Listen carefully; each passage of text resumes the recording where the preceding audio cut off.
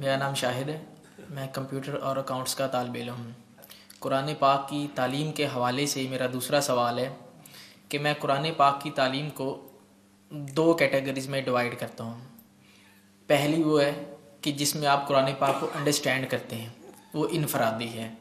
دوسری، اس کو سمجھنے کے بعد اللہ کی رضا کے لیے، دین کی اقامت کے لیے اس کو دوسروں تک منتقل کرتے ہیں، جسے میں تبلیغ کہہ سکتا ہوں یا اجتماعیت کہہ سکتا ہوں، لیکن یہ میرا ذاتی نظریہ ہے۔ اب جب اس کی میں تبلیغ کرتا ہوں، دوسروں کو پڑھاتا ہوں، ٹھیک ہے، مساجد میں ایک اور بھی علم ہے، ٹریڈیشنل علم جو ہے، جو کہ ٹریڈیشنل ایک علم ہے۔ ہمارے جو عام مساجد کے علماء ہیں وہ اپنے کسی خاص مسلک کی یا اپنی ذاتی سوچ کی بنا کے اوپر قرآن پاک کی تعلیم بچوں کو دے رہے ہیں، زبردستی مار کر ٹھونس کر، سمجھاتے نہیں ان کو، ٹھیک ہے۔ جب ہم یہ غلطیاں ان کے اندر دیکھتے ہیں، ان کو سدھارنے کی کوشش کرتے ہیں، تو وہاں سے ایک شدید ترین ریزسٹنس جو ہے نا وہ سامنے آتی ہے۔ وہاں سے آپ کے اوپر فتوے لگنا شروع ہو جاتے ہیں کہ آپ تو پاگل ہیں جی، یا آپ قرآن پاک کو غلط انڈرسٹینڈ کر رہے ہیں۔ تو ان لوگوں تک جو قرآن پاک کا صحیح مفہوم ہے ان تک پہنچانے کا کیا طریقہ کار یعنی تبلیغ ہونی چاہیے، کیونکہ قرآن خود کہتا ہے کہ جہاں تم دیکھو جاہل تو اس سے سلام کر لو، تو کم از کم اس کی کوئی نہ کوئی لمٹس تو ہوگی۔ اور دوسری طرف یہ بھی کہا گیا ہے کہ ویسے نہ بن جاؤ کہ گدھے کی طرح کہ جس کے اوپر صرف کتابیں لاد دی گئی ہیں۔ شکریہ۔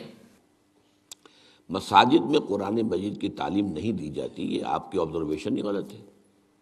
پڑھنا سکھاتے ہیں، ناظرہ پڑھاتے ہیں، حفظ کراتے ہیں، زیادہ سے زیادہ مار پیٹ وہیں ہوتی ہے۔ قرآن مجید اگر ویسے آپ کہیں تو وہ تو پھر دارالعلوم میں پڑھایا جاتا، اگرچہ وہاں بھی نہیں پڑھایا جاتا، وہاں بھی زیادہ ایمفیسس جو ہے وہ قرآن پر نہیں ہے، وہ حدیث پر ہے اور فقہ پر ہے۔ قرآن پر اتنا ایمفیسس نہیں ہے وہاں۔ یہ ایک علیحدہ مسئلہ ہے، اس وقت پر بات ہم نہیں کریں گے، یہ ایسا کیوں ہے، کیوں ہو گیا ہے، اس کے اسباب ہیں، بہت لمبی ہسٹری ہے اس کی۔ لیکن قرآن وہاں جو تعلیم دی جاتی ہے وہاں کوئی مار پیٹ نہیں ہوتی۔ اچھا، دوسری بات یہ ہے کہ آپ خود یہ سوچئے آپ علمی اعتبار سے کس سطح پر ہیں۔ ان علماء کے ساتھ بات کرنے کے لیے آپ کو بھی اپنی علمی سطح کو اونچا کرنا ہوگا، اس لیے کہ ہر شخص کا اپنا ایک لیول آف کانشسنس ہے۔ آپ اس سے جو ہے کمیونیکیٹ کرنا چاہتے ہیں تو آپ اس کے لیول آف کانشسنس پر پہنچیں گے تو کمیونیکیٹ کر سکیں گے، ادروائز ناٹ۔ اس لیے آپ جو کام کرنا چاہتے ہیں، جس سٹیج پر آپ ہیں کہ ابھی آپ سیکھ رہے ہیں، کوشش کر رہے ہیں، اس میں آپ وہ کہیں مسجد کو اس کا دائرہ نہ بنائیں، اپنے گھر پر اپنے چند دوستوں کو لے کر بیٹھیں اور دیکھیں، گفتگو کریں، انہیں پہنچائیں، پہنچانے کا ذریعہ ہو جائے گا۔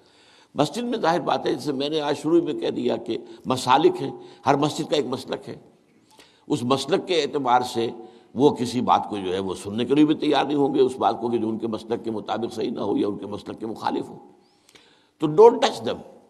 وہ جو کام کر رہے ہیں، آخر مسلمانوں کے لیے نماز کا ایک بندوبست ہے، وہاں انتظام ہے، یہ ہو رہا ہے، چلنے دیجئے۔ لیکن یہ کہ اب آپ کو، شاید آپ ہی سے میں نے کہا تھا نا، قرآن کو ایسے پڑھیے جس سے بدو پڑھتے ہیں، تو ظاہر بات ہے بدو جب کرتے تھے تبلیغ تو مسجد تو تھی ہی نہیں۔